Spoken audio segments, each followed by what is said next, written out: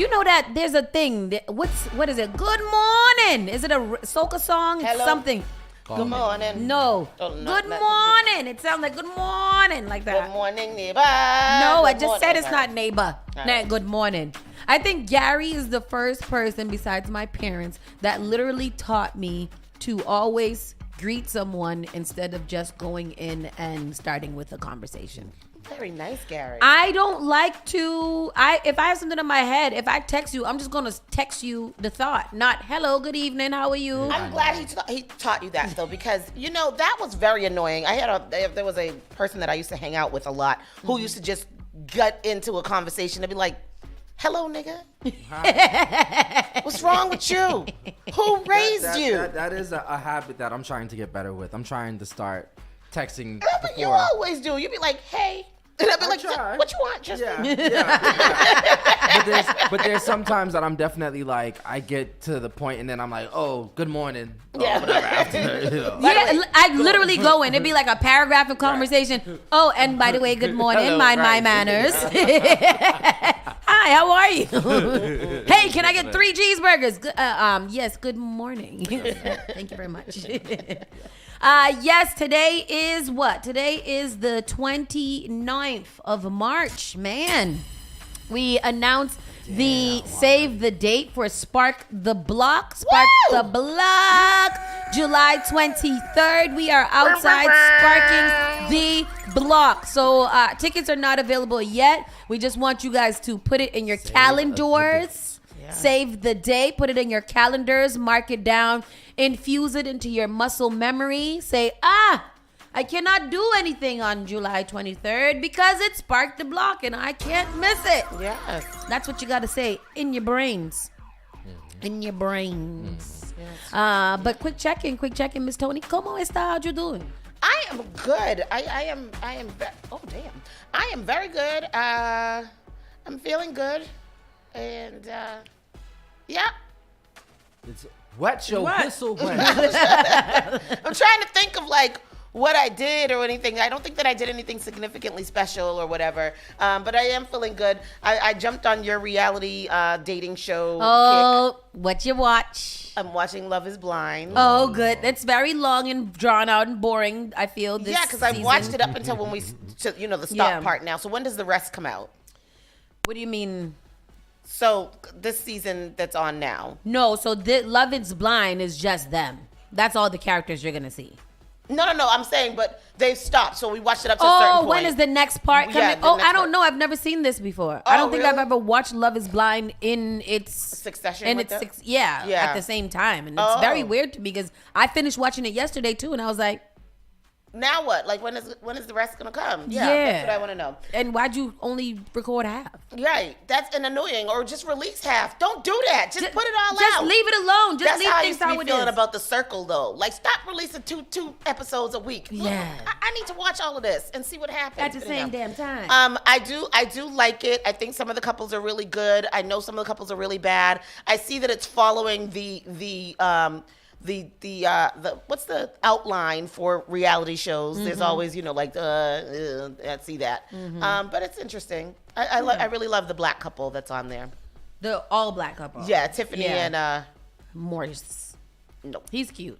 He is really cute. I don't appreciate the Puerto Rican girl being like, "Oh, he fine though," and saying it to her man. I didn't think that was cool because her man definitely is a dork. But it's a nice little show. I'm quite enjoying it. So. I don't know nothing about You gotta that. watch Love and Nope. Reality Show. The Yes. only reality show that I watch, and that's only when I'm at my neighbor's house, is Baddies. Jocelyn's Cabaret. That too. She watch anything on not Zeus. She watched the Baddies, the Jocelyn, and the gay show. Was that Bad Boys? Bad Boys. What is Bad Boys? It's bad girls for boys, all gay men. Oh wow. They be That's the one. They be fighting. But Kirk Franklin's son on it. Kirk Franklin's son is on there. Raz B's about to be on the new one. Raz B's gay. Raspy's gay. And who else? Somebody else on. Wasn't Roland Ray on there too? No. Roland Ray was on I there? don't know. I don't know. You would have remembered if Roland Ray is on there. It's He Bad would've Boys Club. Raz Yes. B, somebody Oh, else yeah, about leave to me be alone. I on don't wanna hear the these new things. season. It's controversial. I forget. Let me see. had A new controversial season. Yeah. But those are black trash TV. Yeah. Somebody posted a meme that they were like, "Come on, Zeus, call him up," and it was all the mothers. Mama yeah, D and Miss Tokyo, Jones. was Tokyo Tony in there? Tokyo Tony was there. Mama Jones and Orlando Brown. Orlando Brown is on the new season. The little crazy boy? Yep. And Raspy. Orlando Brown and Raspy. I thought Orlando Brown was in the jail. Look, and we saw Raspy last year. We could have before. You shoot. I keep every time I think about Raspy, I feel bad about it. I didn't even see him. We could have sat right down with Raspy and had a good old interview, a good old time. Just didn't even give no Raspy no acknowledgement. That's not right coming from a radio station. That is rude. I didn't even see him, and he was standing right there. Yeah. Tristan, you were good. How was your evening? I was great. Did some work yesterday. Got some work done, and that was about it. It's been work season. This is work season. Work season. And I didn't do anything last night either. I went on my little boxing class, came home, did nothing, walked around with no hair on. It was fun. I love it. I love to be at my house. No hair on. I know hair. I love to be home. It's where I like to be. You're so crazy. Do. Anyhow, let's get into this show. We got a lot of grounds to cover today. Tell a friend to go ahead and give it up a share because we are live and we are in El Bildando. You're listening to Saucy and Friends in the morning with Miss Hot Sauce, Miss Tony, and Rockstone Triz. Call Spark FM at 617-272-3387. The all-new Spark FM. Log on to sparkfmonline.com. Advertise your business brand or music on Spark FM. Contact us at sparkfmonline.com for more information.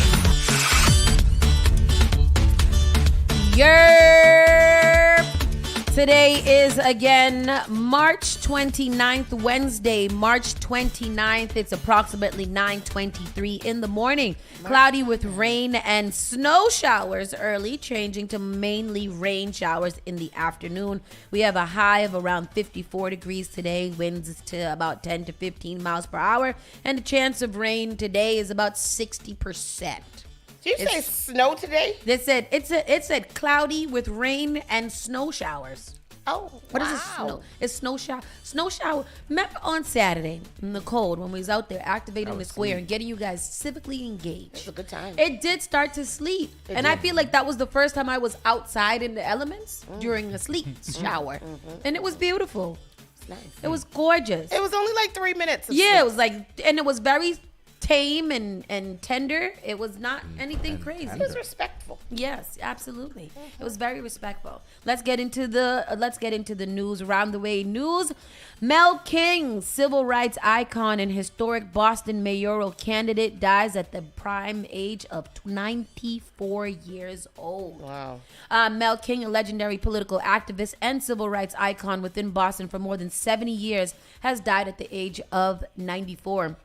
King, who was born and raised in Boston South End in 1928, transcended politics and worked for decades to set an example for the next generation of organizers and leaders of Boston's black community. King was the first black person to reach a general election in a Boston mayor's race. King also led a massive protest over a lack of low-income housing in 1968. In 1973, King was elected as a state representative for the 9th Suffolk District, where he served until 1982.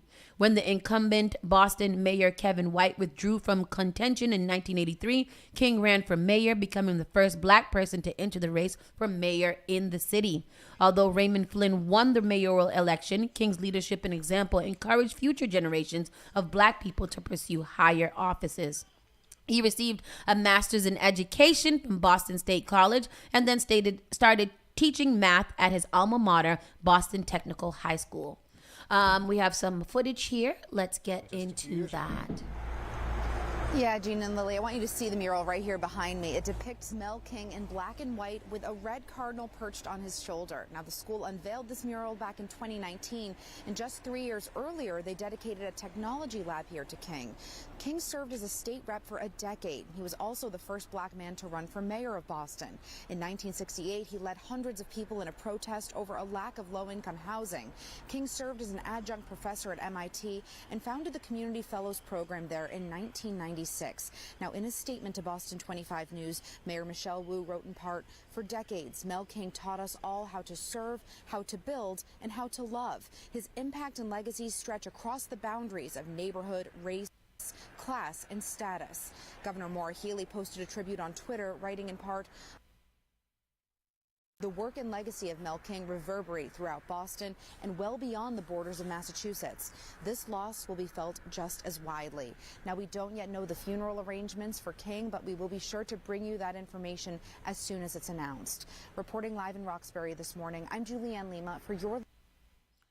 And we will send our condolences to the family of Mel King and all of his friends and family and the city of Boston. We lost a good one. Oh, yeah. But 94 years he was out here doing his thing and making it do what it do, and set an example for a lot of us out here that's trying to follow into his footsteps. Condolences to Mel King, and may he rest in peace. Absolutely. I remember when he ran in 1993. They had his I remember that they had a rally for him right in Franklin Park Zoo. And I remember I think we went to it, but we were standing like across the street by where Stashes is now. And we could see they had like all these blue and white banners, and Mel King was running. And it was dope. It was the year you were born. It was not the year I was born. Yes, it was. It's 1983. Oh, you said 1992. No, 1983. He ran in 1983? He ran for mayor in 1983. Oh, yeah, you said 1990 something. You said 1990 something. Yeah, because I was Did like, I say a year? Yeah. I thought I just said I remember when he ran. You said 1990. Oh, yeah, that's why I was like, I was alive. I don't remember that. Well, it was 1983 when he ran for mayor. When I first was alive. I remember that. Yeah. He was always around in Roxbury with his overalls, putting in work for the community. I know, and that's the mural is him in his overalls. Cute. Signature.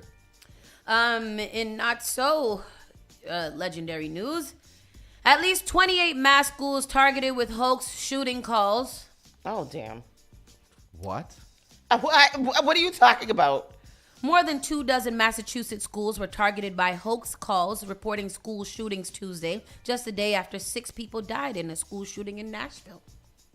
There are no reports or injuries from the Massachusetts schools, but NBC 10, the Massachusetts State Police, said that they were notified of 28 schools across the state that were targeted by hoax calls, otherwise known as swatting. Massachusetts schools targeted with swatting was Austin Preparatory School, Drury High School in North Adams, Foxborough High School, Framingham High, Franklin High, Haverhill High, Malden Catholic High School, Mansfield, Medway, Melford, Monument Mountain Regional High Schools in Great Barrington, Northampton High School, Pittsfield High School, and unspecified school in Greenville. These are all the schools where threats were called in yesterday? Hoax calls. Hoax calls. Yes. The Westwood High School and schools in Stoughton, Bellingham, and Taunton were also targeted. The North High School in Worcester, Central High School in Springfield, and a school in Palmer were among the schools targeted by swatting calls. It's unclear which other schools were targeted Tuesdays. What happened? Mansfield High School appears to be one of the first schools targeted. Mansfield police said they received a call reporting a shooting at the school at 8:43 a.m. as they were aware that other Massachusetts schools had previously been targeted by swatting calls. They had a plan in place for such an event and were able to quickly sweep the school as well as the town's private schools. Less than 10 minutes later, around 8:50 a.m., Foxborough police received a hoax call reporting a threat at the high school. Police said the school went into lockdown as police swept the school and all schools in the town, but the schools were unable to resume normal activities once police cleared the building. Franklin police said they received a hoax call reporting a hostage situation involving a shooter at Franklin High School after 9:02 a.m. The school went into lockdown as police searched the school, but police quickly cleared the school and the school day continued. Just over 10 minutes later at 9:14 a.m., Midway police received a hoax call reporting that a white man had entered Midway High School with a handgun and injured 5 people. Police said they swept the school and all the schools in the town, and the school remained resumed for normal activities. Reading this is giving me pains in my heart valves. Yeah, like honestly. And I'm reading it because it's so disgusting. It's so nasty because all of these people are getting calls and the schools have to shut down to do a sweep of the school, and you just don't know what's even happening at this point. Why can't they trace the calls? Trace the calls and back. they're saying that each one, they're saying that there's something different happened, and like they're saying that the North Adams got a call that a student had been shot sometime during the morning. Like, yeah, all of them is either 5 was shot, a teacher's been shot, somebody's shot. So what's happening now? Federal, state, and local police are investigating the hoax calls made Tuesday. On Monday, at least 9 schools in Missouri received swatting calls. Tuesday marks the first day of widespread swatting calls in Massachusetts since mid-February, when at least 31 schools were targeted over the course of 3 days. Right. This is at least the second time this year that Drury High School, Greenfield High School, Monument Mountain Regional High School, and Framingham High School have been the targeted of SWAT calls. Schools in New Hampshire and Maine were also the targets of SWAT calls. So what? That's crazy. Porque can be traced. Is there another number that we can list? Like, what do we got to do? Because you can't take any of them not seriously. Mm-hmm. You have to investigate every single one of them and sweep the school and make sure that everybody's safe. Then you got to alert the parents. And now the parents are upset because now my kid ain't going to school. Yeah. I mean, that's how I feel. And you know, and then you're thinking about it further on down. Like, this is, you're just scared all the time now. Why would people do this? Why would people do this? Yeah. But I do feel that in all these conversations, if schools are not if schools are now Alcatrazing the doors of their schools and making sure that they're locked and have arms, not even if it's not armed, but security guards at, main entrances and stuff like that. If there's not video surveillance that is recording all the doors and whatever, then the schools are not doing a good job. Yeah. And I'm just gonna have to say, if we can't figure out where these things are coming from, then we've got to be proactive instead of reactive. Like, there should be, like, the school should get a host call and be like, well, that's not true because, all the doors are locked and we check them every 13 seconds and we have the cameras pointing on them. Nobody is coming to the school. Nobody can't come into the school. Right. So I don't know. New lawsuit aims to eliminate quiz zones at quiet zone. Lord. Quiet zones at mass train crossings in interest of safety. What's a quiet zone? So they're places where you cannot blow the horn when the trains are coming. Oh, what? Trains can't. There are places that the trains can't sound their horns at the intersections and stuff, like when they're pulling up. How are they going to warn the people? Huh. Well, that sounds stupid to me. There's a growing push in Massachusetts to get rid of so-called quiet zones, areas of train track where engineers are prohibited from blowing their horns as they get closer to pedestrian crossing. I'm reading that, and in my brain, well, I don't know. I mean, I kind of understand this, but I don't. I get it. Like if you're in a residential or something. So on my street, we hear a horn. We hear a horn in the morning from a train. Where do y'all think there's exactly? The train's on Morton Street. Oh. The train's on Morton, and we hear it at our house. The reason why they blow it is so that people can know that the train is coming. Right. But that's just to show you how loud the goddamn horn is. That's so crazy because I lived on Selden Street forever, and I don't remember hearing the horn. Yeah, you hear that horn. You hear that horn. I probably did. So I get it. Probably did. Some of the older folks, because it's really loud. Yeah, but if you live next to a train station, you got to know I don't mind the horn being blown. Me. So as I'm reading the story, as we're talking, a lawsuit was filed Monday that asked the state's highest court to lift the whistle ban and require trains to sound their horns to prevent tragedy. So one of those people is Mark Lehman, a former MBTA commuter rail engineer who struck and killed a 16-year-old in 1999. Wow. Sissa was the guy was struck in a quiet zone. Lehman first saw him 30 feet away. Too late to make an emergency stop. Lehman sounded his horn, but to no avail. In the years, Lehman has become a dedicated train safety advocate. The whole experience of killing a pedestrian never leaves you in a way that's very difficult to explain. Oh my gosh. Speaking with his family brought some peace, and I realized I was never to blame, but you can't ever erase the image. The other person behind the lawsuit is attorney Peter Brown, who had been concerned about the safety rules regarding train crossings since his best friend was struck and killed by a train in Beverly. The friend, Emerson journalism professor Moses Schumann, was riding his bike across commuter rail trains the morning of October 19 in 2019. Mm-hmm. Brown told the Globe that the train had killed Schumann the train that killed him did not sound its horn before the fatal collision. In dealing with my grief, I learned about train safety and rules and regulation. I spent a lot of time. Now their grief is being channeled into an argument that the existing whistle bans are not permitted under state law and federal train rules. I'm trying to read because it's a long article. For communities like Beverly to get a quiet zone designated, they need to submit an application to the Federal Railroad Administration. Citizen objections are dealt with locally. The FRA lawyer said in 2022 letter to a lawyer representing the family that pedestrian station crossings should not be included within quiet zones. Yeah, like I understand if there's quiet zones because they're not passing a pedestrian crossing. But if it's like if you're just driving the train and something happens, no, if you're just driving the train, maybe you shouldn't blow the horn. Yeah. But if you're going towards a pedestrian crossing, and you see something, yeah, right? So why? Go ahead. In this paragraph here, it says the whistle is charming if you hear it once, but if you're not, but not if you're living with it at all the time. So like you could become desensitized to it. Yeah, it would be extremely difficult. It would be extremely disruptive to suddenly lose them. You would have entire neighborhoods where the quality of life would be impacted. This would affect hundreds or thousands of people. It's terrible these tragedies occur, but there's always a balance. That's effed up, bro. I don't. Did he?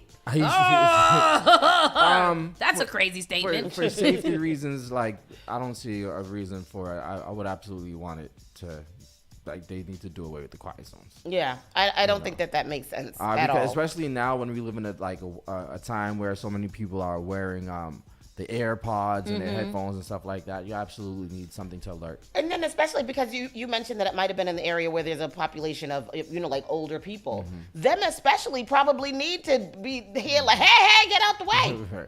They're saying that they put some signs up, like at some stations you can see when it's crossing. Yeah, but if so I'm you digging see like the lights, the flashing lights and the thing that goes down. But yeah. If you probably need more than that. Yeah, I don't. I think if that you're not in that direction and you have headphones on, you're not going to see that. Yeah.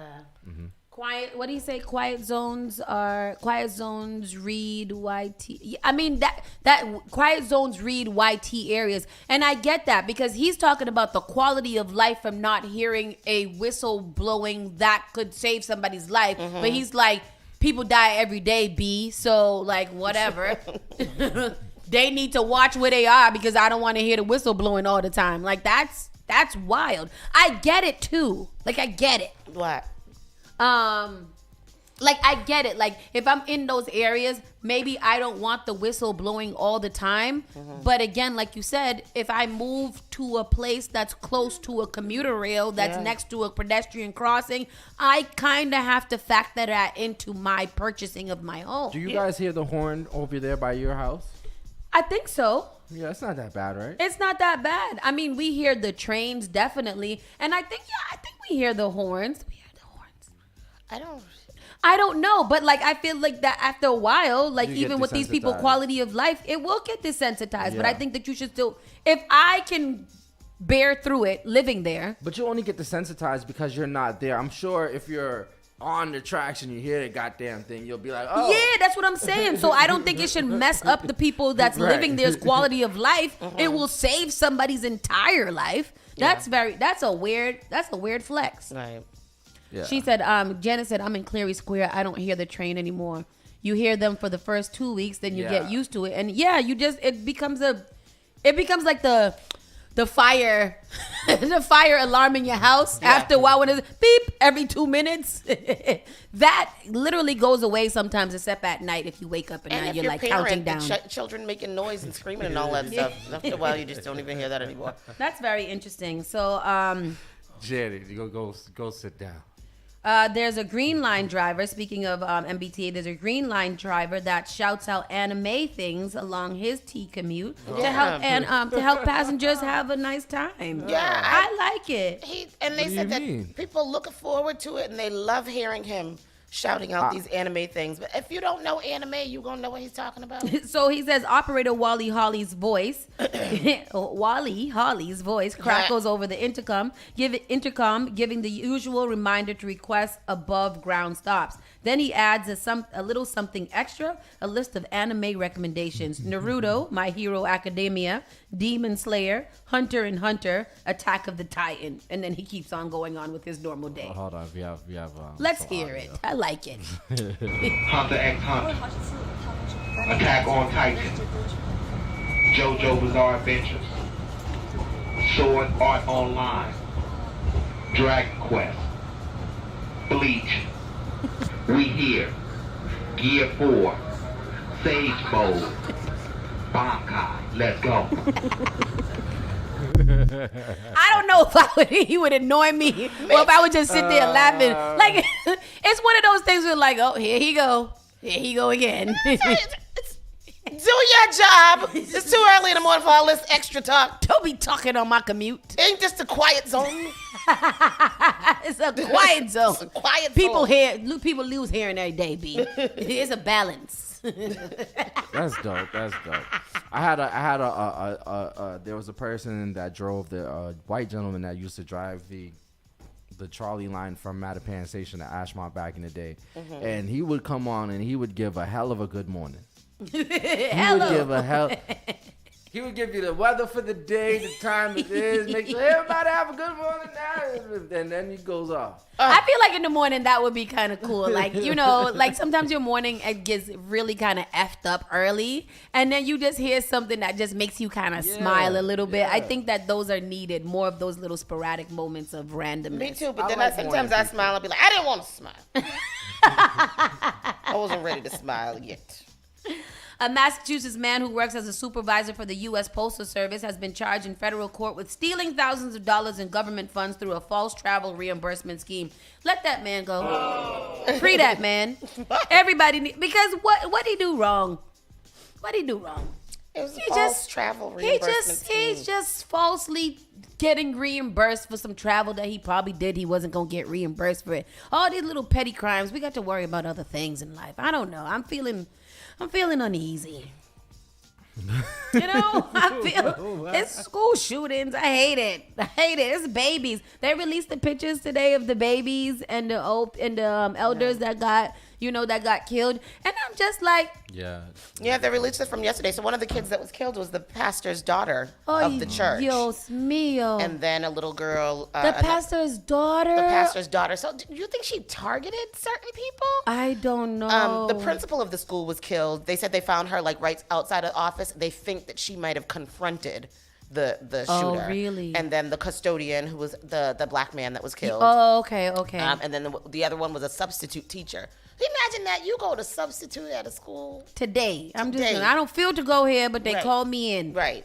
And then there was a little boy and a little girl who were also killed. Mercy. The video yesterday I don't know if anybody saw the video of the shooting. That was crazy. It was crazy. It was wild. It would look like a game. It did. It looked like, is that what the game is that the people that play? Remember when the man the little jackass went into the grocery store and shot up all those people, those nice black people? He did something similar. Like he had like a GoPro on his head because I think the man thought he was in a real life video game. Yeah, he thought it was a game. Yeah, but this was the police body cam footage. They released the body cam footage of the two officers that went in and are credited with killing her. They killed the hell out of her.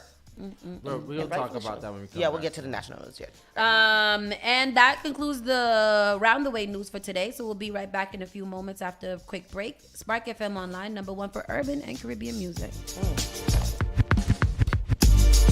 listening to Saucy and Friends in the morning with Miss Hot Sauce, Miss Tony, and Rockstone Triz.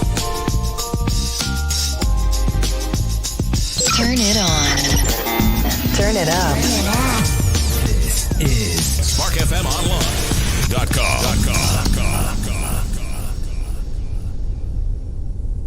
JP Morgan Chase is making a global commitment to break down barriers to drive inclusive economic growth all over the world. We believe there is a pressing need to help more people move up the economic ladder.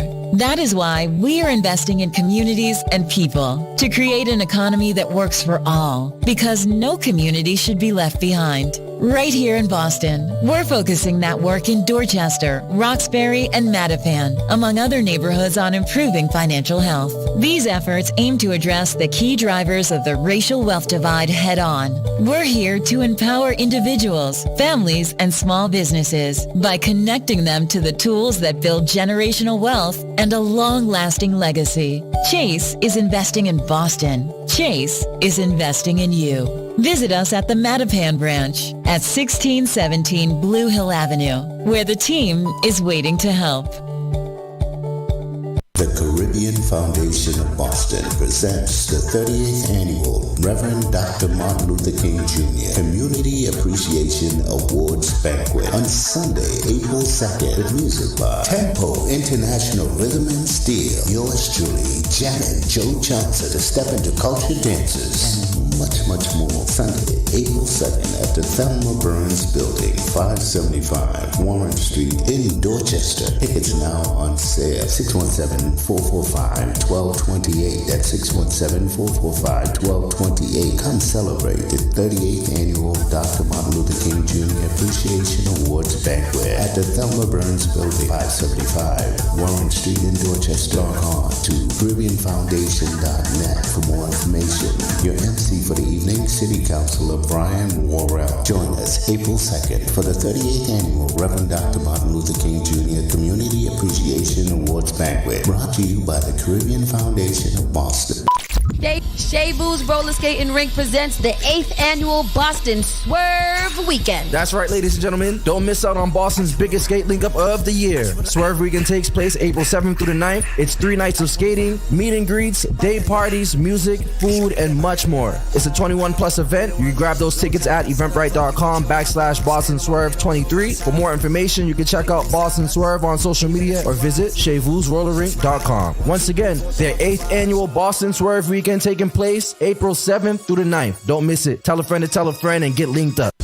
Moonbox Productions is thrilled to present The House of Ramon Iglesias by Jose Rivera. Directed by Arthur Gomez, The House of Ramon Iglesias opens April 14th and runs through April 30th at the Mosesian Center for Arts in Watertown. A poignant play about Americanized son's torturous efforts to break away from his immigrant parents. A break that can't be made until he accepts the ethnic heritage he spent his life trying to suppress. Tickets are $55 for general admission, $45 for seniors, and $20 for student rush half hour prior to performance, and are available at www.mosesianarts.org.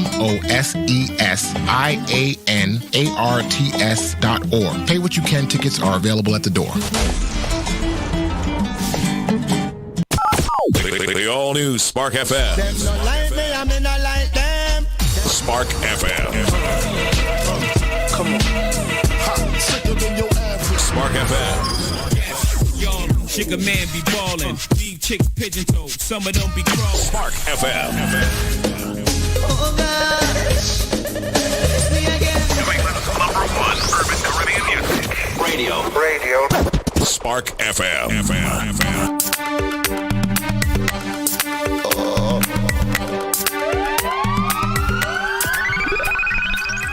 Good morning.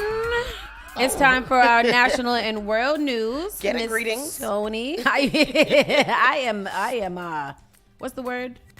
I got manners today. Oh, manners. Manners outside. It's time for our national and world news. ¿Qué pasó? Well, there are things that are happening. Just now we alluded to the body cam footage has been released from the 2 police officers that are credited with taking down Audrey Elizabeth Hale, who was the school shooter. We don't there in say Nashville. her name. Weirdo, freaking weirdo. Poor. Anyhow, the video camera, the body cam footage has been released. I'm sure that everybody has seen it by now. 6-minute long video. They released 2 videos from each of the police officers. I'll give you just a brief synopsis. The Nashville police released the body cam video of the tragic Covenant School shooting on Monday. Shooter Audrey Elizabeth Hale, a 28-year-old transgender former student, is accused of fatally shooting 9 9-year-olds. Oh my God, imagine 9 3-year-olds. Jesus. 3 9-year-olds and 3 adults before police killed her. The kids are all locked down, but we have 2 kids that we don't know where they are. A woman told Nashville officer Rex Engelbert as he arrived on the scene, grabbing a rifle from the back of his police SUV. Okay, he said, yes, ma'am. Engelbert unlocked a side door and led the charge inside the school. Officers searched the classrooms before the sound of gunshots rang around the 3-minute mark at the 6-minute video.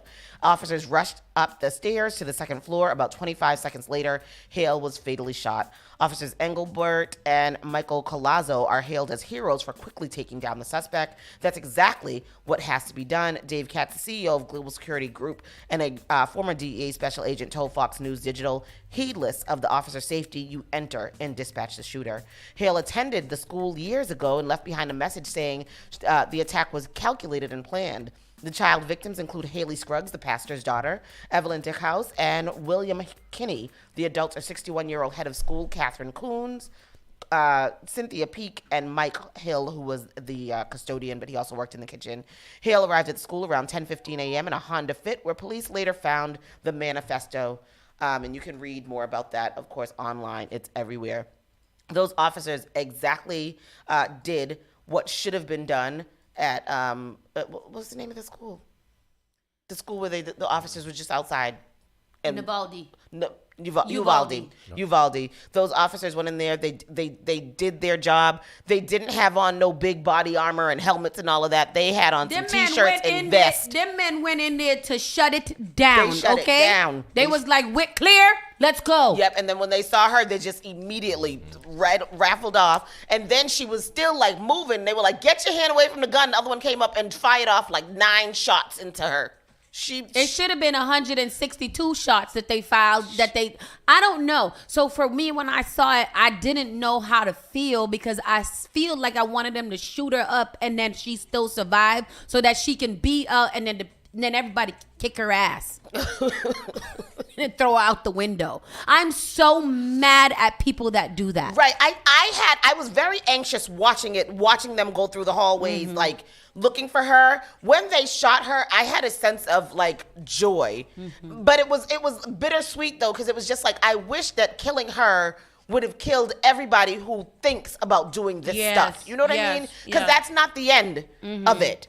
Unfortunately, I wish that it would have been, but it's not the end of it. As you can see in the news story that you read today about all the foolishness that people are talking about. This girl was very, very sick. Yesterday we were watching one of those shows, or maybe it was even the news. There's this black girl who is also a former student, and 9 minutes before she arrived at the school, she was IMing this girl on Facebook and telling her, "I'm going to die today. You're gonna read about me on the news." I saw that today. Yep. She was telling her, I'm planning to die today. You're gonna read about me on the news. I just want to let you know that I love you. The girl said that they weren't even friends like that. They just happened to both go to the school. So this was like she wanted to do this. There's always instances where there was notes or there was something that was led on to it before that. Why wouldn't she call the police? No, she did. She did. She didn't tell her that she was going to shoot up the school. She just said that I'm going to kill myself and it's going to end today. So she called the suicide hotline she tried to talk her down. Then she called the suicide hotline, and then that's when shit got into motion because now they was like, oh, somebody's out here going crazy. Yeah, because they literally said that it was 9 minutes before she arrived at the school that she had texted this girl. It's crazy. This story is just so disturbing. It was calculated. It was planned. She had bought 7 guns from 5 different stores. Bro. I think she had 2 automatic whatevers plus a pistol that she had on her. We gotta get Doncor back in here because I also need to know in what instance, aside from a revolution, does one person need several guns? Yeah. And for what? Like, what are you gonna do with them? I don't know. I dated a guy that had about 6 guns, and I was just like, why? I know somebody was like a grenade as well. Like, he's like, if anything ever happens, you and your family could come in my bungalow and we will be all right because I'm ready to go. And I was like, what are you, Rambo? But I know where to go, just in case. Wow. Black women who use toxic hair relaxers are entitled to financial compensation. Now, I've been seeing these things pop up on my Instagram a lot. And apparently there's some bad chemicals in relaxers nationwide. And I don't know why I read that. Recent scientific evidence has pointed to a link between the use of chemical hair relaxers and the development of certain types of cancer. Product liability lawsuits have been filed against major beauty company L'Oreal, alleging that toxic chemicals in their hair relaxers led to an increased risk of uterine cancer. This lawsuit, along with other related claims, will pave the way for victims to pursue a hair relaxer cancer lawsuit. At Reek and Binkstock, our nationally recognized mass tort attorneys are investigating claims involving certain chemical hair straighteners and their link with adverse health effects. If you have developed one of the following health conditions after using Dark and Lovely, just for me, This the children kind. Put me in it. What's the dates that I had to have used it? Damn. Period. It's 19 in general. just. Then I want it. I've used all of it. Just for me, Dark and Lovely, Pantene Protein, Cantu Shea Butter Relaxer. Cantu Shea Butter Relaxer. Yes, you may be entitled to financial compensation. Uterine cancer, if you've developed uterine cancer, endometrial cancer, ovarian cancer, and you can go online and find more information on that. Wow. That's crazy. But we knew that, right? Yeah, we knew that, but at the same time, that's crazy. When was the last time you had a relax? Oh, you ain't had a relax. I hadn't had a relaxer in a long time. Since you was a child. Yeah, because I was heavy braids and then locked my hair, and then I started braiding my hair myself. Yeah, I haven't had a relaxer in a hot minute. Yeah, I think it's been about 10 years. Plus for me. Wow. Since I had a relaxer. Yo, Chris, you better choke. I'm a class. Guessing anyone in the 80s, 90s. Oh, what is it, Triz? We in on that lawsuit. Look at your hair. Hair's lost everything because of the chemical. You used to perm your hair. Yep. You didn't have to because you got soft hair. You got that. What color? You got like 1B. What color? What's texture? He got 1B. It's like 1B. Black and shiny. Yeah. He got Indian in his family. That's true. You got some Indian in your family? Yes, I do. He like a Puerto Rican. Puerto Rican. He got hair like a Puerto Rican. That's my favorite thing to say. A Puerto Rican. Puerto Rican. 25% of black women said that they were denied job interviews because of their hair. A survey says. That's why the Crown Act is around now. Say that. Because you guys can't not hire us and not unhire us because of our hairstyles. And whether it be dreads, fro, a twist out, a A1 fade, whatever it is. Say that. A bob with a part on the side. Yes. You see the video of the black men saying what? A bust down, a middle part bust down. Yeah. The black men, they did a video that's circling the internet now with black men saying what hairstyles they love on black women. And I'm like, listen to y'all. What the hell y'all know? What y'all know? Somebody said faux locks. And I was like, butterfly locks. All the kinds. Right. There was a large locks fan club. Oh yes, very large locks fan club. I remember those days. A majority of black, you can still get Glocks if you want to right now. Just go after I come back from Turkey. Yes. A majority of black women say they feel they have to change their hair. Do you want to go to Turkey with me? I'm going to Turkey. Okay, good. That's on my plan. What they gonna take? They gonna have to take donor hair out of his beard. They take it from the back. They take it from the back and then they put it to the top. Oh, you gonna grow out the back? I've been watching my research. I'm gonna grow up to my back of my head. A little patch of hair. Oh, that'd be so dope because you're a creative. You can just do a little patch of hair and put it into like different shapes. Huh? What? Anyway, a majority of black women say they feel they have to change their hair just to be taken seriously for job interviews and in professional settings, according to a survey commissioned by LinkedIn and Dove. Approximately 1,000 black women ages 25 to 64, both part-time and full-time employees, took part in the Crown research study. Some 66% of them said that they had changed their hair for a job interview to lessen the chances of being passed over due to hair discrimination. 25% of black women said that they believe they were denied a job interview because of their hair. When looking at the data, said Andrew McCaskill, a senior director of global communications and career expert for LinkedIn. Yeah, who we talked to? That is exactly who we talked to. Oh my gosh, that's who we talked to. 100% talked to Andrew McCaskill. I know that name. Me too. I was like, wow. Yeah, that is who we talked to, Andrew McCaskill. Yes, a global communications and career expert for LinkedIn. Workplaces need to work better for women in general, but especially black women. This is particularly pertinent now that more black women are opting to wear their hair natural instead of straightening their hair with chemical relaxers, which reportedly can increase the risk of developing uterine cancer. That's a very, very interesting article. It's quite long. You can find it on NBC News.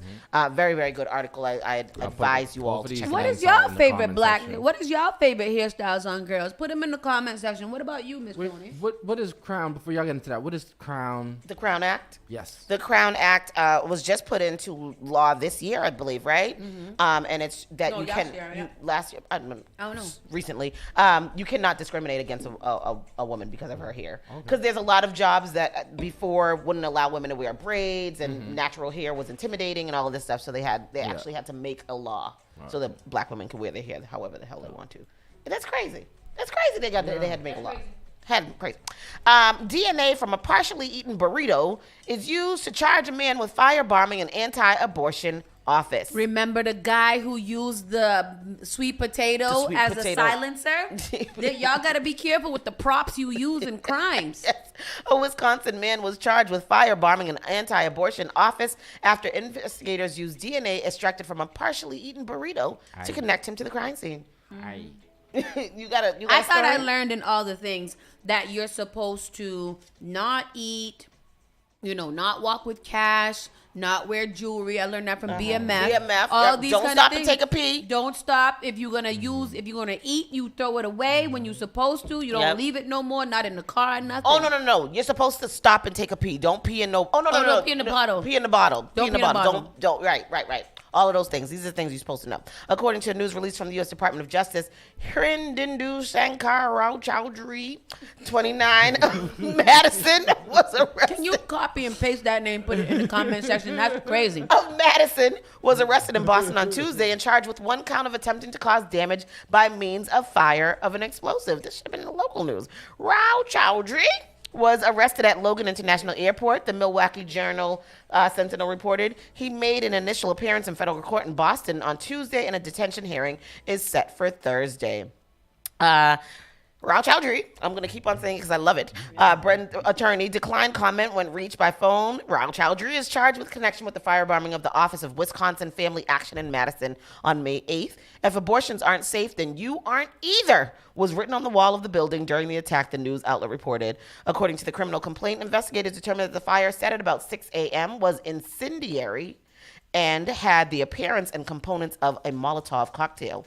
Earlier this month, law enforcement officials identified Rao Chowdhury as a possible suspect. According to the news, the suspect drove to a park and ride lot in Madison where he discarded a bag of fast food that included a partially eaten burrito. According to the complaint, the bag contained a quarter portion of a partially eaten burrito wrapped in wax paper, a soiled napkin, a crumpled napkin, a stack of napkins, the wrapper of the burrito, a crumpled food wrapper, 4 unopened hot sauce packets. He got it from Taco Bell. On March 17th, the forensic biologist examined the DNA evidence, recovered the attack scene, and compared it to the DNA extracted from the food bag. The forensic biologist determined that the two samples matched and were likely the same person. According to the complaint, Mr. Rauchaudhry used an incendiary device in violation of federal law in connection with his efforts to terrorize and intimidate a private organization. I commend the commitment and professionalism of the law enforcement personnel who worked exhaustively to ensure that justice is served. They was just over here taking samples of everything and testing it. But they wasn't doing that. Who don't eat a whole burrito? He probably got that $5 box and it was too much food for him. He probably got one of them big-ass burritos from Chipotle that you can't finish. Them things is huge. No, because Chipotle don't give you no hot sauce packets. They don't. No. You got, it was definitely Taco Bell. You got tangerine residue in your hair. And that is another thing. Black women with tangerine residue in their hair. Florida chapter of the NAACP issues a travel ban for black people traveling to Florida. Did y'all hear what I said? Mm-hmm. Did you hear what I said? Mm-hmm. Do not go to Florida, black people. Mm-mm. The Satan don't want you there. He don't, and he's making all kind of restrictions to hold y'all down. It's not safe. It ain't safe. It ain't safe. It ain't safe. It ain't safe. Don't play with it. Don't play with it. Don't play with it. The National Association of the Advancement of Colored People, or the NAACP, has issued a travel warning for the state of Florida. The warning, which is the first of its kind to be issued by the organization, comes in response to recent incidents of racial profiling and discrimination in the state, as well as the attempt at banning of African American studies by the governor. Ron DeSantis is going to hell. According to the NAACP, Florida has a long history of racial discrimination, and recent incidents have highlighted the need for caution among people of color traveling in the state. One high-profile incident involved a Florida police officer who shot and killed a black man during a traffic stop. The officer was later acquitted of all charges, despite evidence that he had acted negligently. Wow. The NAACP has urged all people of color to take extra precautions when traveling to Florida, including avoiding high-crime areas and being mindful of police interactions. The organization has also called on the state's lawmakers to pass stronger anti-discrimination laws and to crack down on racial profiling by police and other authorities. I just have to say one thing. Clear this shit up by Miami Carnival. Because it's ridiculous. That's ridiculous. That's really just sad and terrible. It is. And you know what's happening is Black Beach Weekend is happening in May. Afro Nation is going to be in Miami in May. Those are areas that are very well known when there's an influx of people, black people down there, to have a lot of violence that happens. I feel like as long as they don't tell any history or say gay, they should be fine. It's called Afro Nation. It's in the name. It's in the name. They gonna ban that from y'all anyways. Y'all Africans come down here trying to start stuff. Y'all better stay your trying black to take ass over. somewhere else. The Satan is not letting that happen. The Satan was like, we gonna segregate Florida as much as possible. This is gonna be this whitest part of America y'all could get, and this is a safe space for us white people. Lord have mercy on Florida. This is our white Mecca. Oh hell. I don't want to go. I want to go. That's the first place that's gonna turn into the Handmaid's. I was like, oh, but the cruise is not leaving out of Florida because I was afraid to travel to Florida just to get on a boat. Anthony Broadwater, who spent 16 years in prison after he was wrongfully convicted of raping writer Alice Sebold, has settled a lawsuit against New York State for $5.5 million. As he should. I don't think it's enough. Nope. I don't think it's enough. He should be getting $1 million for each year served, at least. $16 million is what he should get. You can't settle for $5.5 million. The settlement comes after Anthony Broadwater's conviction for raping Sebold in 1981 was overturned in 2021.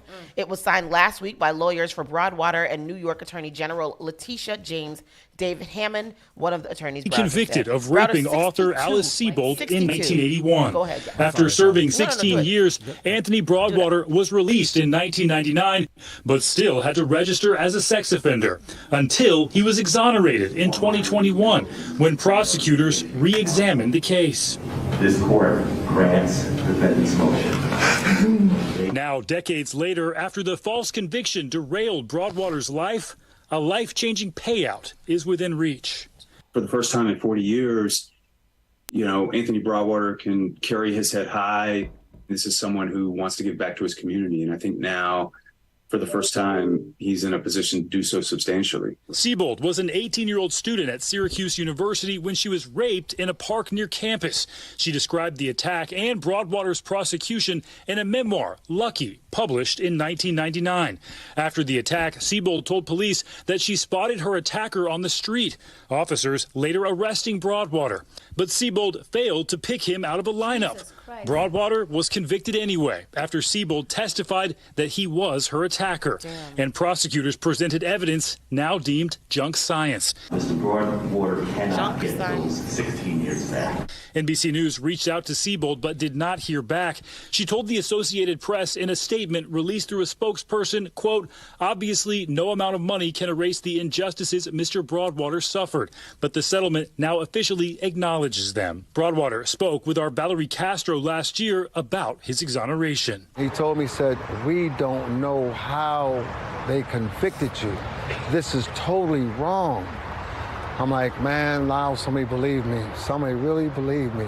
Even with his eventual vindication, Broadwater spoke about the difficulty in finding work and adapting to life. I know I'm exonerated, but sometimes I act like I'm still under that condition. Attorney General Letitia James saying in part, quote, while we cannot undo the wrongs from more than 4 decades ago, this settlement agreement is a critical step to deliver some semblance of justice to Mr. Broadwater. Is this money, is this $5.5 million, is that enough? No. Absolutely not. I think that anyone would agree that no amount of money really can fix this. Broadwater's settlement with the state must be approved by a judge before it becomes final. But once it is... What would your dream be? A farm. A few acres of land somewhere. 40 nice brick acres. farmhouse. 40 acres. That's all. Tom, Broadwater's battle is not over yet. His attorneys tell us they have a civil rights lawsuit pending against the city of Syracuse and officials they say were involved. Yes. Meanwhile, his attorney also tells us that Broadwater plans to make good on those dreams of having that farmland and living. Well, you don't need no farm. I love it. He need a farm. Buy you a big old house and a maid. He gonna be white bored. One. He's gonna be bored. He can't sue her. You said a white. Can he sue her? He needs to sue her too. Well, technically, she didn't do nothing because she didn't even put. She said that he had a maroon jacket. She said that she saw him, but she wasn't able to pick him up in the lineup. But they convicted him anyway. So she never even said that he did it. Oh, okay. Oh, all right. And that's like, in that situation, I guess maybe that's why she's so happy to speak out, because she never said that she never confirmed that he did it. Oh, okay. I was listening. I was listening to that too, because I was ready to convict her. Oh, because I was ready to sue her. Me too. She's gonna get convicted, not sued. She's gonna go to jail. Shit. I don't know what this is about this meatball. I'm just gonna tell y'all about it, and y'all can go read about it on your damn own, because I'm not. These people will not rest until they awaken something that they can't put back to sleep. A meatball from a long extinct mammoth created by a food firm. They made a meatball from an extinct mammoth. Triz, you can show the picture of it. I'm not reading this. This is what the hell is wrong with y'all? Y'all found a mammoth. Australian company resurrects flesh of lost species to demonstrate potential of meat-grown cells. Go and read about that on your damn own. I'm not. This was in the news this morning. It was in the news this morning? It was on the TV this Why? morning. Okay, fine then. I gotta read it. Shit. A mammoth meatball has been created by a cultivated meat company resurrecting the flesh of the long extinct animal. The project aims to demonstrate the potential of meat-grown cells without the slaughter of animals, and to highlight the link between large-scale livestock production and the destruction of wildlife in the climate crisis. So no. I don't want you to read it, because I want you to just tell me what you're talking about. They saying we don't need to have meat. We don't need to slaughter cows to get meat. We can just grow meat we can just have one cow and grow meat from that one cow. Oh, see, we got to get out of here. I don't know where we got to go, but we got to get out of here. Y'all don't got to do that. God did. Y'all making meatballs out of an extinct woolly mammoth? Yes. To show that you can grow meat cells. Wow. Speaking of show that you can grow meat shows, did we talk about this yesterday about the two they was able to reproduce from two male rats? 2 male rats. Yeah, we read that the other day. I just want y'all. Mm-hmm. Yes, y'all trying to do God's work and you don't need to. And he's doing it. He's doing a fine job as he's doing. Y'all don't need to help him by making two male rats have a baby together. No, I don't know if that's where we want to go. How much would you guys get paid to eat a mammoth ball?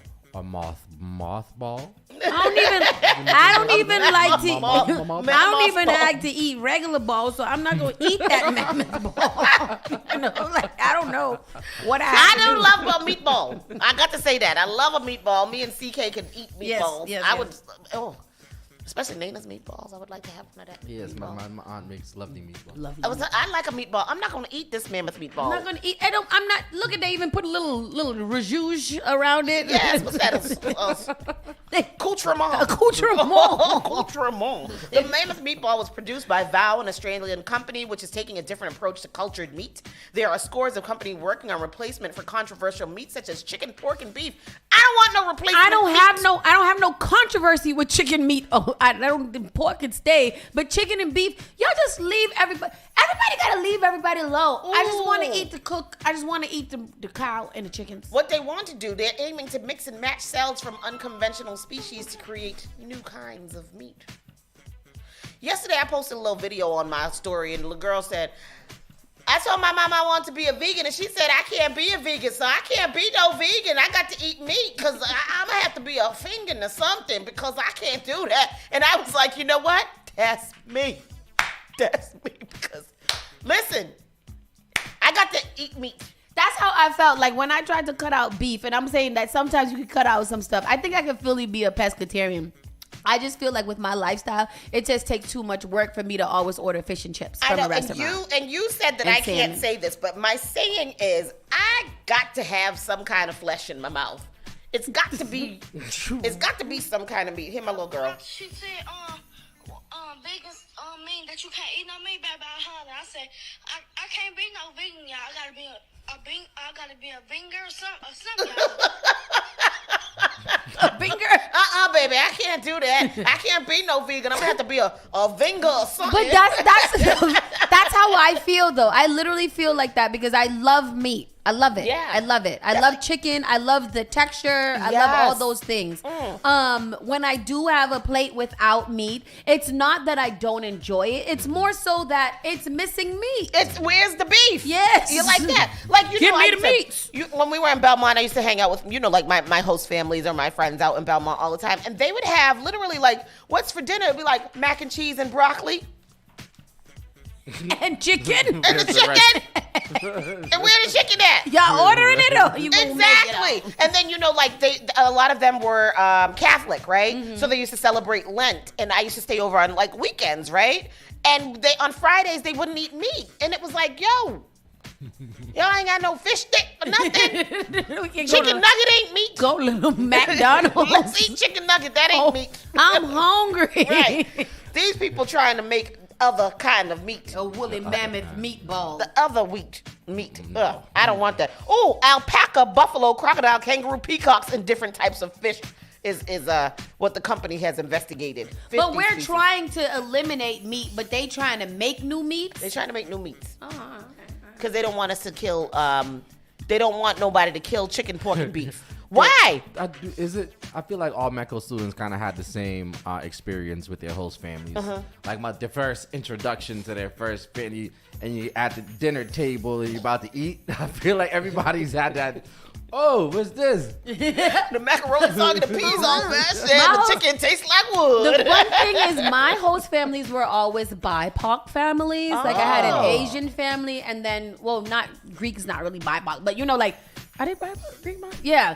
And then a Greek family, so they had a lot of meat. Oh. And then the Asian family, like they had a lot of meat too. It's good fun. I like it. One of my best host family in elementary school, they were like, I think they was Quakers. They were. We used to eat wheats. I remember I got introduced to a lot of good foods there because it was oat squares, crackling oat squares. The other things is lit. I'm gonna go buy some of them today. My first time in Marblehead.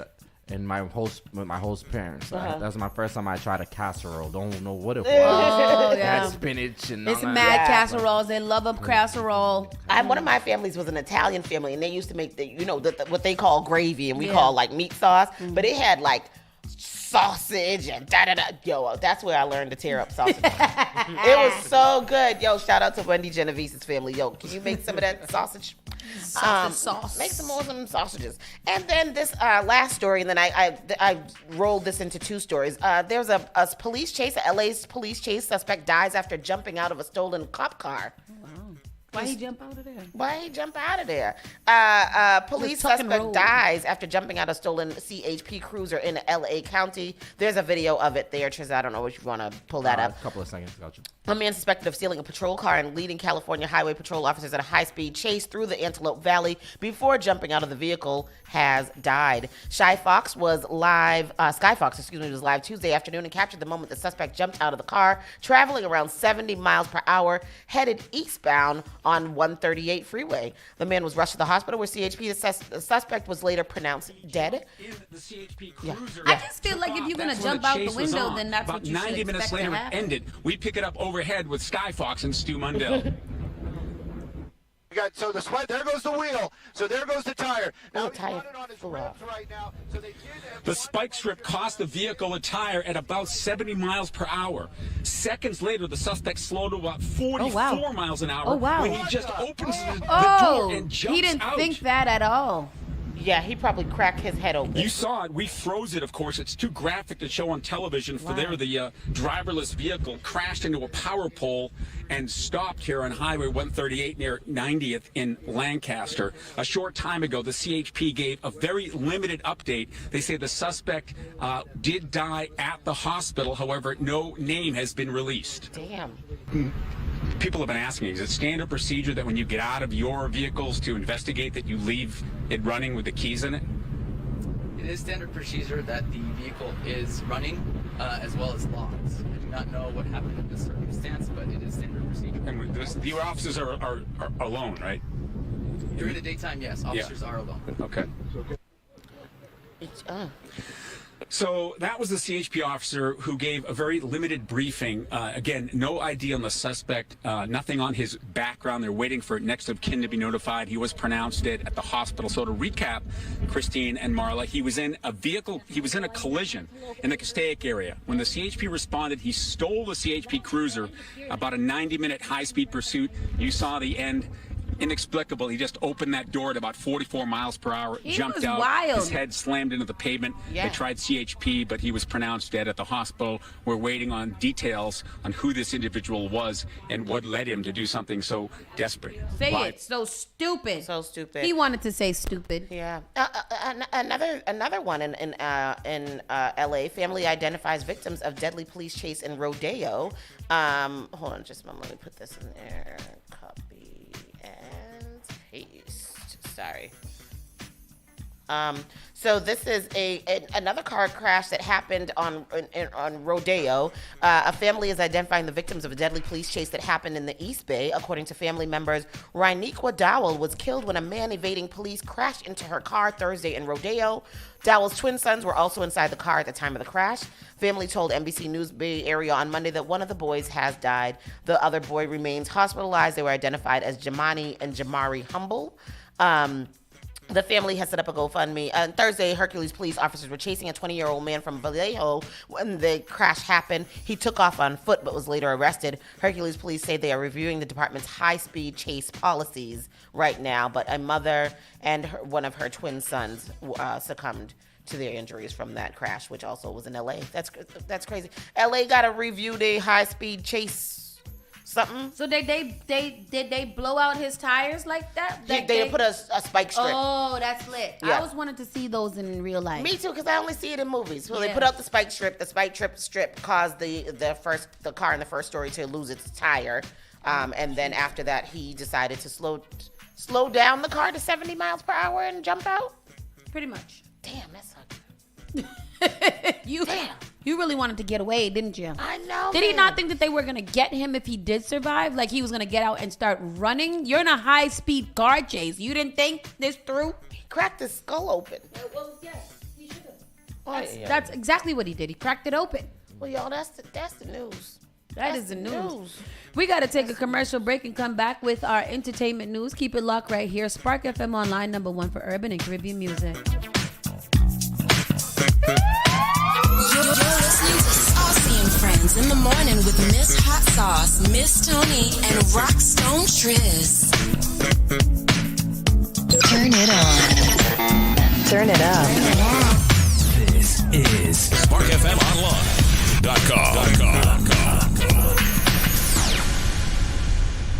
Advertise your business, brand, or music on Spark FM. Contact us at SparkFMOnline.com for more information.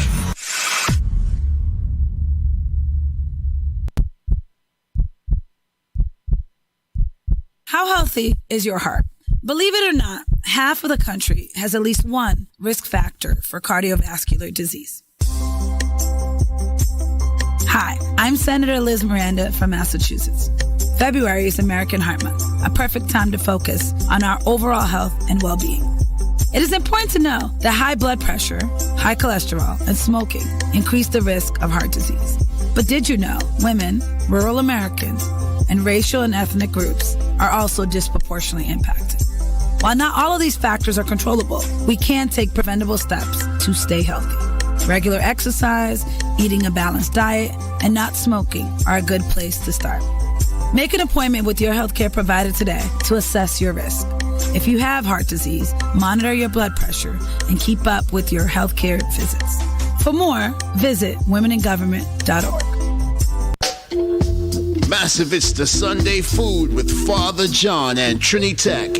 Every Sunday, 3 p.m. to 5 p.m. Eastern Standard Time. Playing you vintage classics, calypso, ska beats, reggae, roots, R&B, souls, dub, and more. It's the Sunday Food.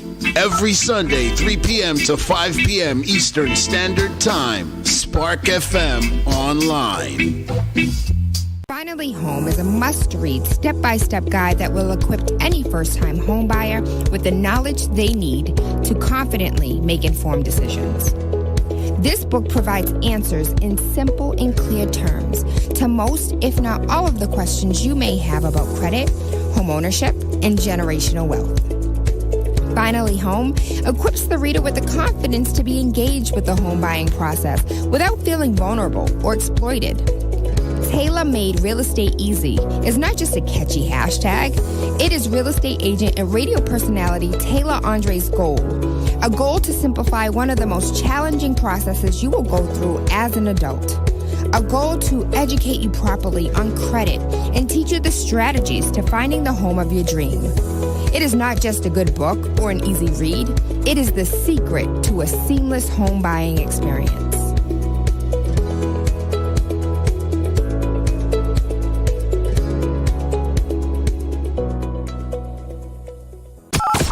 The all-new Spark FM. Spark FM. Come on. Spark FM. Y'all, chick a man be ballin'. Leave chick pigeon toed. Some of them be crawling. Spark FM. Oh gosh. It's me again. New England's #1 urban Caribbean music. Radio. Spark FM.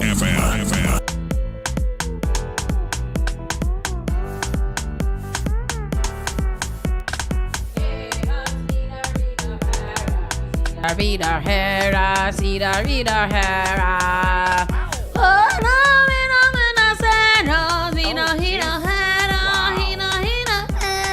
Well, that escalated quickly.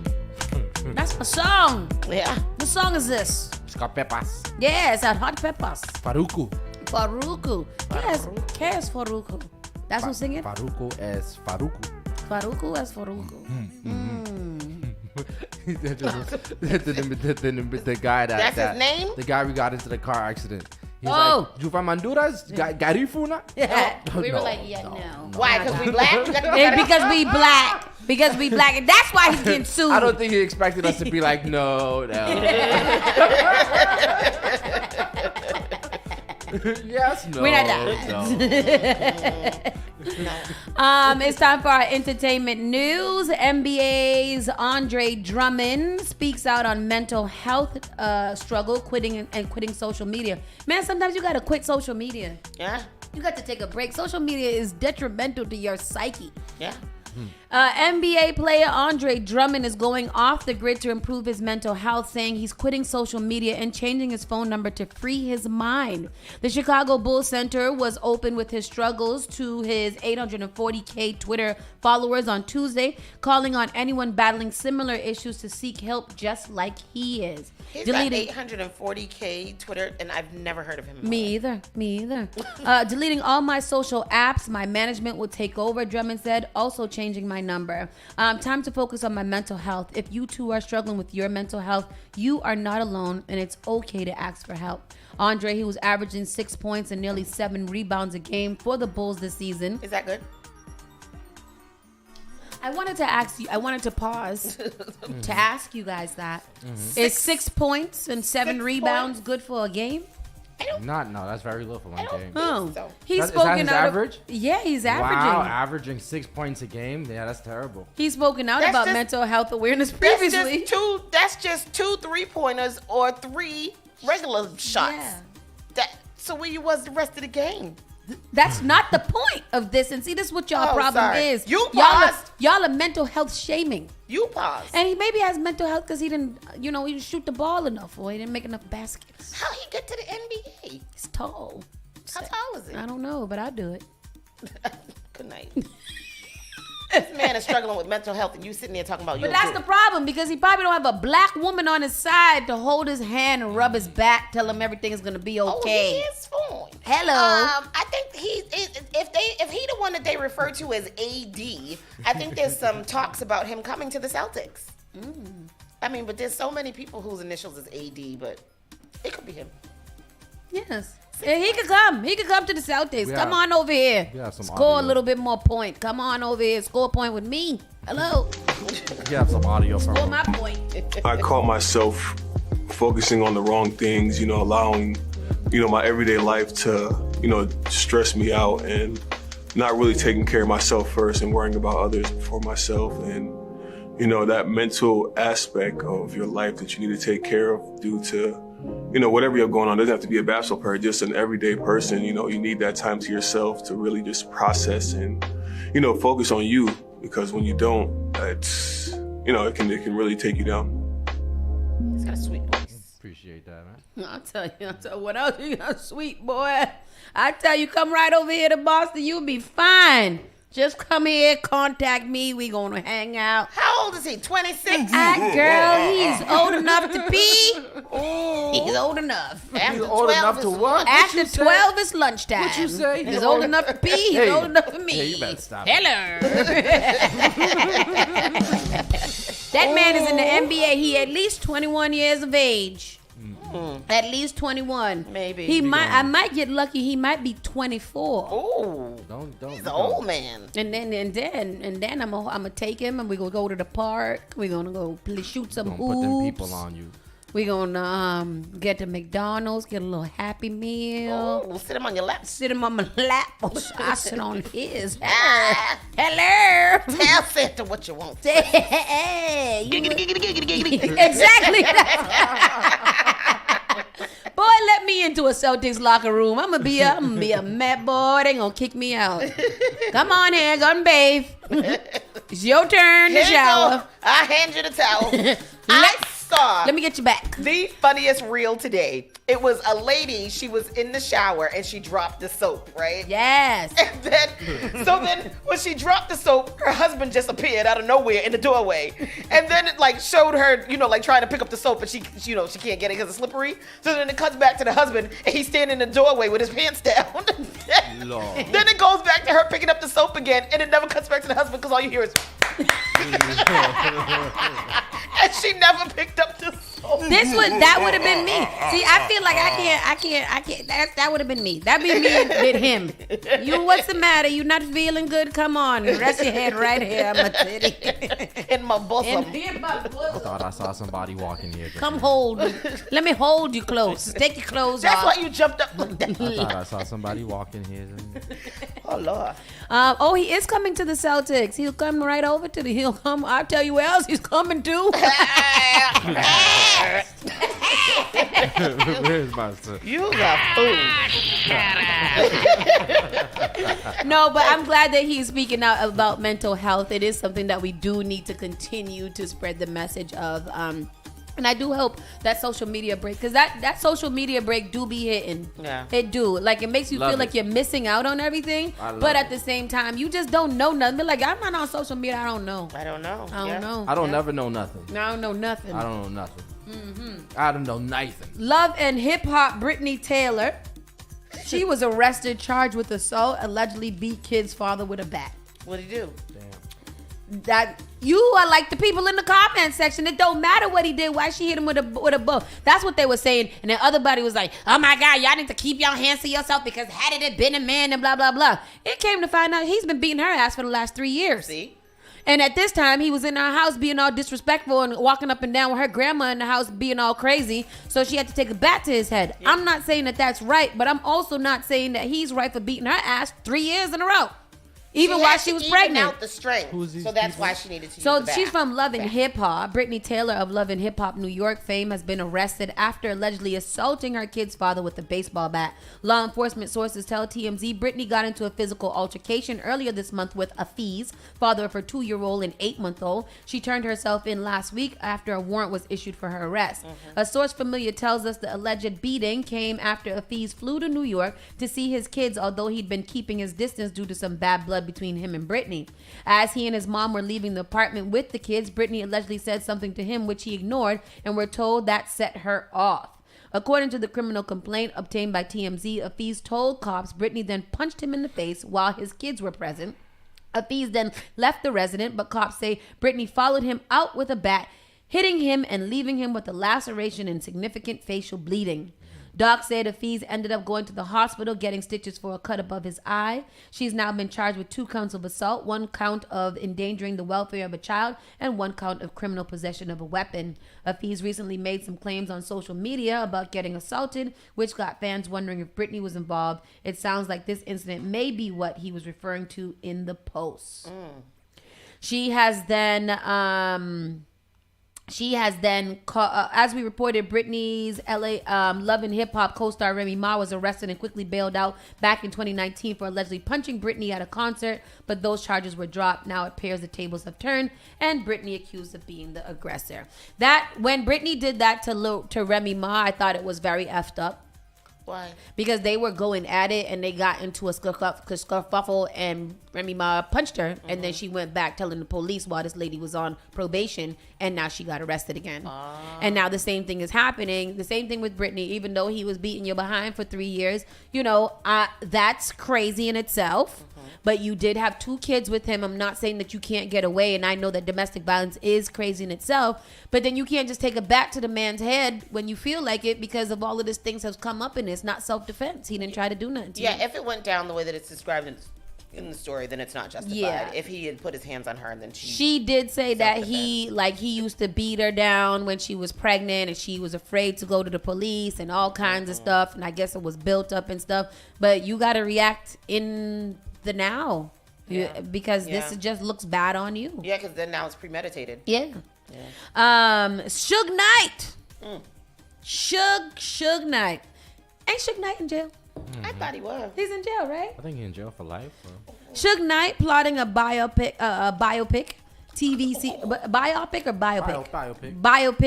series like BMF, Welcome to Death Row. Suge Knight's planning to tell his life story via a biopic like BMF. Oh. Who he gonna do it? 50 Cent?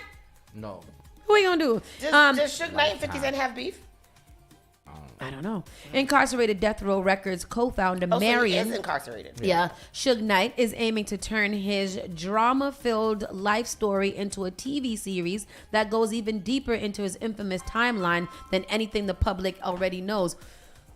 Who is calling you? All day, boy, I tell you. I mean, you a hot boy. That Baby, shit you look got like nitro. what I want. Won't you really come and satisfy me? Bye. Every day, all day. Sorry. Sources with direct knowledge. What song was that? Missy Elliott, Hot Boy.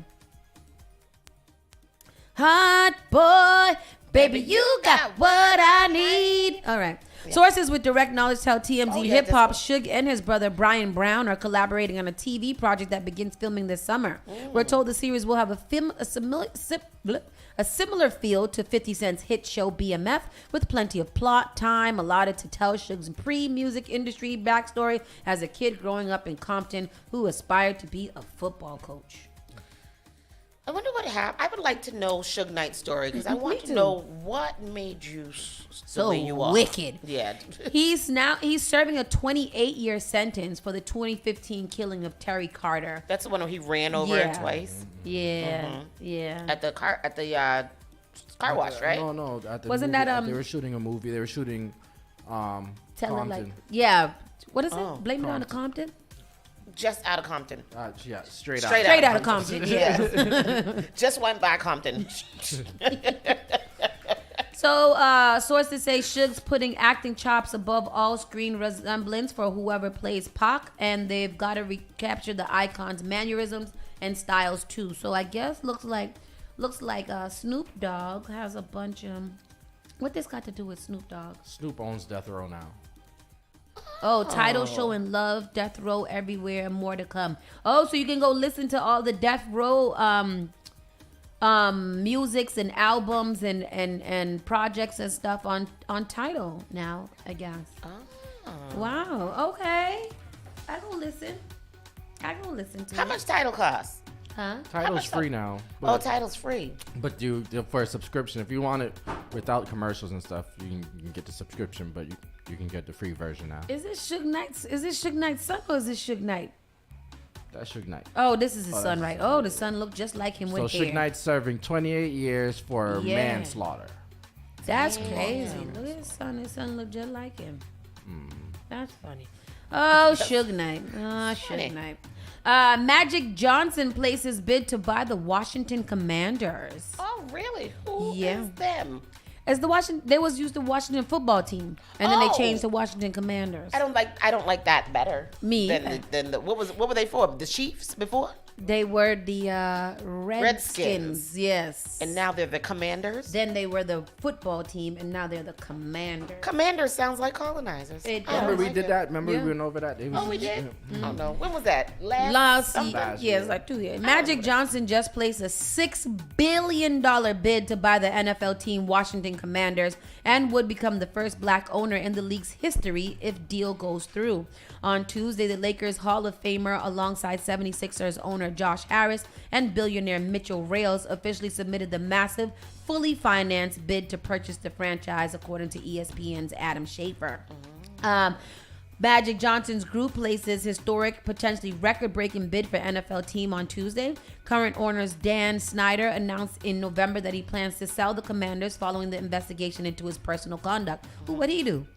The team report. Look that up. What did Dan Snyder of the Washington Commanders do? Was he racist? That's all I know to people to be these days. The team reportedly expected that a sale of the team could reach a price as high as $6 billion per Bleacher Report, meaning the stars are seemingly in line for Johnson and his group to make the historic and record-breaking purchase. Johnson would become the first black NFL team owner in the league's history should the bid be accepted. As of now, the NFL's only minority owners are Shahid Khan of the Jacksonville Jaguars and Kim Pagula of the Buffalo Bills. Khan was born in Pakistan and moved to the United States at the age of 16. It says when the NFL launched its second recent investigation into the Washington Commanders' alleged workplace misconduct, it was committed to a level of transparency that initial investigation did not include a written report of findings. NFL Commissioner Roger Goodell reiterated the commitment on Tuesday afternoon at the league's annual owners meeting concluded. Notably, Goodell confirmed that a sale of the Commanders will not impact the commitment. So I guess there's allegations of misconduct that are happening, workplace misconduct. Also, who is in the bid to get this or have been rumored to get this was Jeff Bezos and Jay-Z. Oh. They met with the current owner back in November to discuss a possible purchase plan for the team. How much? They didn't say their number, but they're saying that if asking price is $6 billion. $6 billion, and that would be the highest price that anybody's ever paid for a football team. The other one, according the Denver Billionaire Rob Walton purchased the Denver Broncos for $4.65 billion. Oh. That's a lot. People just be, like, reading the news, like, people just be rattling off millions and billions like they're, like, tens and fives. Well, the other two so it says that there's already been 2 people who met the $6 billion asking price. It's Josh Harris, a co-founder of Apollo Global Management, which owns Yahoo, and he's the owner of the NBA's Philadelphia 76ers and NHL's New Jersey Devils. He led an ownership bidding group that includes Mitchell Reels and Magic Johnson. Oh, so it's that group. Group. And then the second person who has met the $6 billion asking price is a Canadian billionaire, Steve Apostolopoulos, who founded private equity firm Six Ventures and now works in commercial real estate. Oh, wow. They both have, we'll give you $6 billion. No problem. Here it is, fully financed, fully backed. We don't need any loans or any, investors. We got this between us. That's nice. Yeah, there you go. That's cool. Awesome. Why they don't just buy Spark FM for like $200,000? Give me $1 million for this, yes. and we can run it for you. All you got to do is sit there and look around. 1.5 million. 1.6 million. 6 million. 75 million. Just give me a cool 10 million. You got it. There you go. It's not $1 billion. No. 10 million on a scale of 6 billion. You can't get 10 million. That man just got 5.5 million for his 16 years of life. So you got. He should have negotiated for more. He should have asked for $100 million. 100 with a finger like $100 million. $100 million. And then negotiated down from there. Yes. 10 million. Mm-hmm. And let's see. It wasn't. Our producer says it wasn't in my bingo cards to talk about Lionel Richie's having sex for 15 minutes isn't as bad, especially for a 73-year-old. I'm not 40 yet, and that sounds wonderful to me. Sex with me no longer lasts all night long. Jumbalite city will jump. Hey, jumbo. He's 73. He said he lucky if he can go 15 minutes in bed. And you know what, brother? You don't got to go no more, because if anybody wants more of that from you, then they ain't the right person. All night long is truly all night long. Now my all night long is down to a fierce 15 minutes. But don't worry about it. We'll talk about that later. Don't worry about that. Time watches on. Okay. Is this show live? 15 minutes, that's long, bud. Damn right. This is 15 minutes of the best quality you would What did he say? What did he say? He said a fierce 15 minutes. Oh, absolutely. I like that. I like it. I like that. Sound like you give you a good time. That's including foreplay. Come on there, girl. Get this. I can't go all night long, but I could go right now. Right. That's all I got is right now. Right now. Right now. Mama just sent this. The FDA has approved the first over-the-counter opioid overdose antidote, Narcan. So now you can get Narcan over the counter. Oh, good. They're going to be in Target tearing it up. Listen. Yesterday, our producer put down a discussion topic. Yes. It's about relationships. We know you guys love those. Is meeting up for a coffee spot considered a date, or is that a meet and greet? If a guy invites you for coffee, should you bring a friend so he knows it's not considered a date? This is interesting. There's a video to say this. Let's see what it's saying. Okay. Do you guys believe that? Do you guys believe in that of meeting up for coffee, or do you have to go to a real date? Have you ever invited anybody for tea, coffee, for Starbucks? Lunch. You just go to Starbucks. Let's say for lunch. Yeah, lunch. I don't do coffee. No, lunch is a good date. Lunch is I feel like breakfast and lunch dates are very underrated. I'm gonna tell you something. You tell me to meet you at the Starbucks, we can go there. I'm gonna meet you there, but I'm gonna get a sandwich. It's gonna be lunch. Yes, girl. They got sandwiches and a little quiche. What's the difference between coffee date and lunch? Because coffee date is literally like just meet me to get some coffee. Yeah, we so sit that's down. What they're saying. Like we order 2 cappuccino and sit down, and then we sit down. So I was reading this thing. This woman posted. I forget which website it was. Red flags for women. Red flag for men about women. And one of the things was like she said she doesn't consider she does consider coffee a date, or she doesn't. I don't know, but it was one of the things on there. I don't see anything wrong with the meetup. Lunch shouldn't be considered a date. It shouldn't be. Really? Lunch shouldn't be considered a date. Dates Why? more so in the late night, afternoon. You get a little more They substantial. got a lunch date.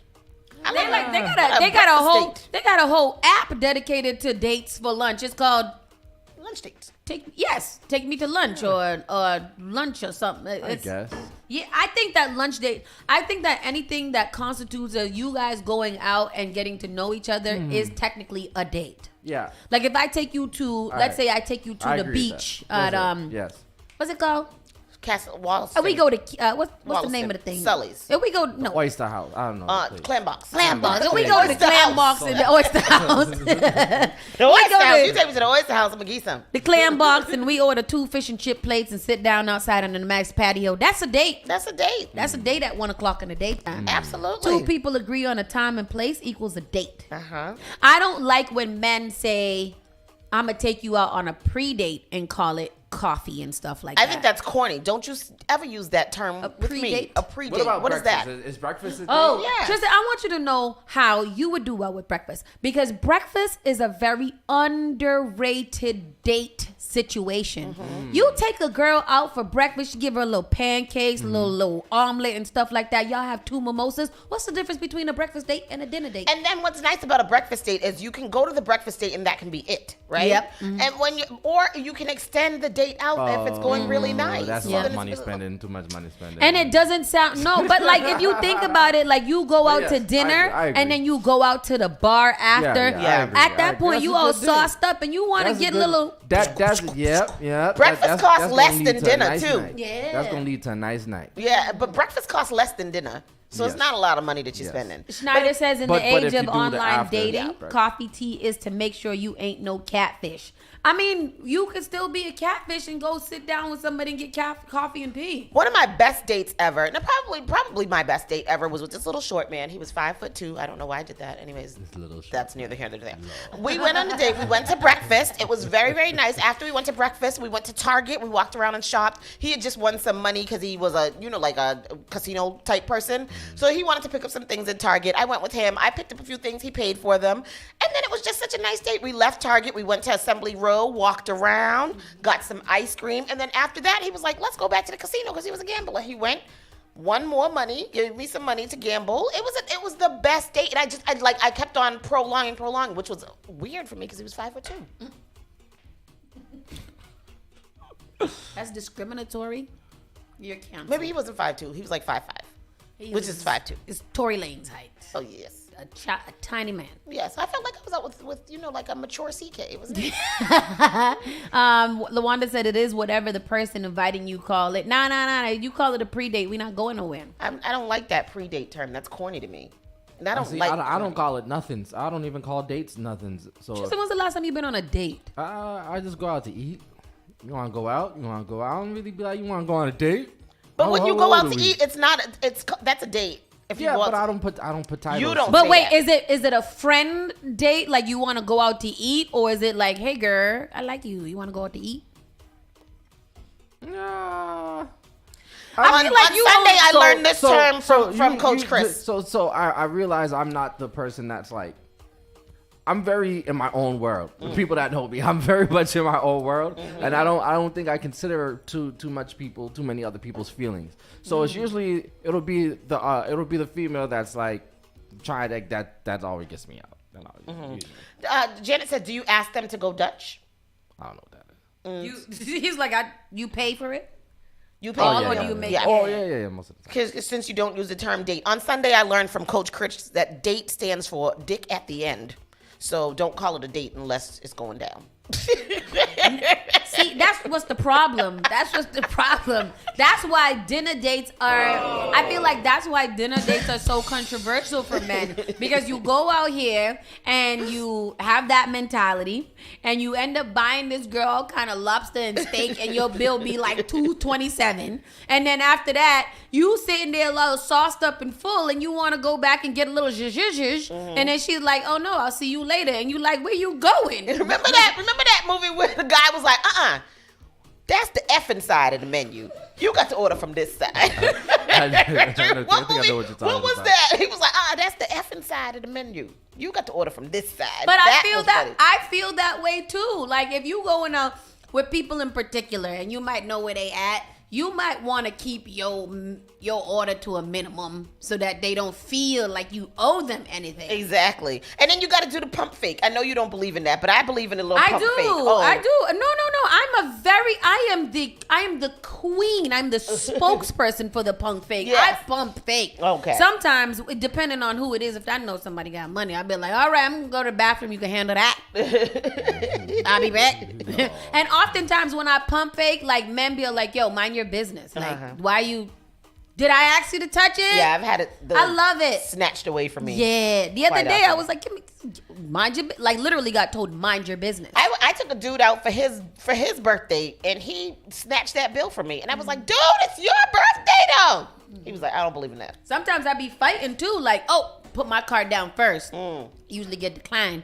And then I be like, sorry. That happened to me one time. I was so embarrassed. Oh, my gosh. I was so embarrassed. Anyway. What do you do to your wife all the time, Chris? What do you do? Janet says, make sure she pay. Her money's your money. It doesn't matter. That's your wife. Exactly. She's just going to take it out to your wallet. Exactly. Use your card. Baby, let me see your wallet real quick. Right. All right. Yeah. And you got to memorize numbers. It's not talking about you make sure anything. You don't make Jess do nothing. I know that. Tell her. Tell her don't tell all your business, Chris, because you a man, goddammit. Well, I got to look out for my friend. She ain't in the comments right now, but if she was, she would say, you don't make me do a damn thing. That's what she was saying. I want to see them two fight. They must end in love. Do you ever watch their show on Sunday nights? Every time I turn in, she's rolling her eyes and smiling. Yes. Oh, he's checking him like, no, you shut up. Janet said, don't start because Vicky gonna call in and go out. No. Don't have Vicky start. Don't stop it. We are a few minutes early today.